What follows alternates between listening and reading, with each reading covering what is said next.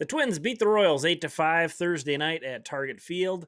They hit 4 home runs, and thank goodness they could do that because the game got off to a rough start thanks to Kyle Gibson. Good fastball up and away. Bases loaded walk, and it's 2-0. Another bases loaded walk. Third straight walk.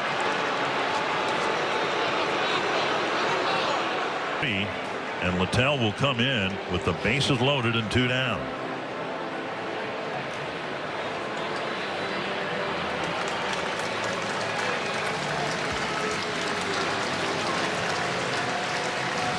We'll talk about that. What's up? This is Tom Froming from twinsdaily.com. This is Twins Pitch, a very pitching-focused review of the game. So again, Kyle Gibson, I've been talking about how it's really hard for me to envision him being a traditional starter going forward, and this was the nail in the coffin if that was even necessary at this point. He can't be trusted to go out there and start a game in terms of like expecting him to go 5 or 6 innings. He only goes 1 2/3 innings. I mean, you can see it. It's all really bad. It's all really bad. And it could have been even worse, to be honest. Luis Ariz threw out a guy at home plate. That was a big help. And then Gibson actually stranded the bases loaded, and Zach Littell bailed him out. So, I mean, I don't really have anything to add about Kyle Gibson because we've kind of been over him quite a bit. Littell comes in, only throws 4 pitches, gets out of that second inning jam. And then also in this game, Sergio Romo only threw 5 pitches. So you had 2 of your relievers come in to face one guy. Both of them threw 5 pitches or less. That's like Rocco's signature move. We're just going to call that the Rocco Baldelli from now on. But hey, in both cases, it was effective. We'll talk about kind of how I thought he managed this game a little bit later. But first off, before that, let's talk about Lewis Thorpe. And he was the guy who came in and I guess you could say was the primary pitcher in this game. And it wouldn't surprise me going forward throughout the rest of the regular season if he is sort of held back so he's available to piggyback off of the rest of Gibson's starts. Somebody needs to fill that role. And right now, it's just matching up nicely that Thorpe is in that slot. You can see he threw 72 pitches, so he's not going to be available for quite a while anyway. So it may make sense to sort of piggyback those two. But he pitched well. It took him a little while to get momentum going, and you can see he did give up 6 hits and 2 runs in 4 innings, so those aren't great. However, I thought some things looked really good. He threw lots of strikes. He got 12 swinging strikes on those 72 pitches, struck out 4 in 4 innings. That's all good. And I'll take you over to Baseball Savant here and show you. You can see kind of there's a general trend that his fastball started off a little lower, and then he had it up a little nicer later on. So it seemed like he got more comfortable as his outing progressed. But this curveball, this is a really good visualization of the separation between his pitches. The fastball, his big, slow curveball that averaged 73.3 miles per hour.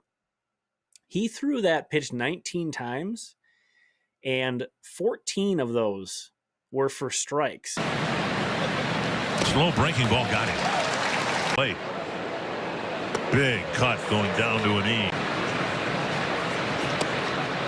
Big inning, but instead got just 1. There's a strike call, 2.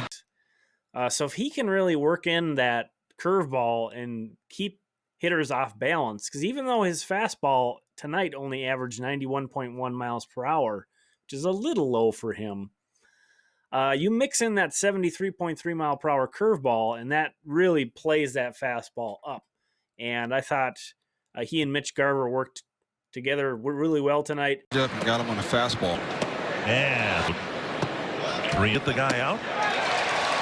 In the post-game press conference, Rocco Baldelli kind of acknowledged the fact that they just sort of said, go out there and go get him to Thorpe. There wasn't really a game plan. And I think, you have to take that into account when we're seeing guys like Thorpe or Gratterall pitching out of the bullpen. These are guys who are used to starting. They're used to having a routine. in some degrees, they're probably used to having some kind of a game planning idea, although probably not as much of that the further down you go in the minors. But it's certainly a weird thing. And you'd have to think if Thorpe would have started this game instead of Gibson, he would have had that advantage of knowing he was starting, one, and then potentially having a better opportunity to game plan against the Royals lineup. But that's a whole nother deal. Once Thorpe exited the game, this was only 1-run game, so Tyler Duffy took over and pitched an inning. And the A team was out there. Duffy, May, Romo, and Rogers all pitched in this game, and they all pitched well. There was Duffy. Trevor May got 2 outs. He did struggle to throw strikes a bit, but Sergio Romo bailed him out, as we talked about, and then Taylor Rogers got the save. The only thing that I thought was kind of weird was that after the Duffy inning, which this was a 1-run deficit, 1-run game at the time, but then after that, the Twins added some insurance runs, and it was 8-5 heading into the 8th and 9th innings. And Baldelli still went to Trevor May, still went to Romo to bail him out, and still went to Rogers. Technically, yes, it's a save situation, a 3-run game in the 9th inning. But this kind of tells me, this gives us an indication that Rocco Baldelli isn't really messing around. If his A guys are available and the Twins are in a situation to win games right now, they're going to do that. They're not going to save guys unless their usage dictates that. If they've been used a bunch and they need an off day, they're going to get an off day. But even with a 3-run lead against the Royals, not a very potent offense, he goes to the A guys and just says, we'll figure tomorrow out tomorrow. Speaking of which, let's go to the bullpen report, and I'll get myself out of the way here. And you can see every reliever that pitched today was off on Wednesday, and none of them really had an extended outing. So they're probably all available tomorrow. However, if Rogers were to pitch tomorrow, that would be 4 times in 5 days. Same with Duffy, same with Romo. How big of a concern is that? How big is a factor that? Who knows? But the thing that is always kind of a thing I wonder how much managers think about is you might not even, it might be a blowout tomorrow. You have no idea. So I can see the logic, especially this late in the season with the Twins trying to put Cleveland away. The division lead is still at 4. Cleveland also won. So it's still at 4. Magic number goes down to 6, though. So Rocco's definitely trying to just get to the division title and figure out whatever else from there. Hope that there's enough time to rest guys. Tomorrow, it's going to be Randy Dobnak versus Eric Skoglund, another left-handed starter for the Royals. So, we'll see Dobnak again. He just threw 74 pitches on Sunday, so he's kind of, it appears that he has slotted into Michael Pineda's rotation slot, essentially. Now, is that how it's going to be going forward?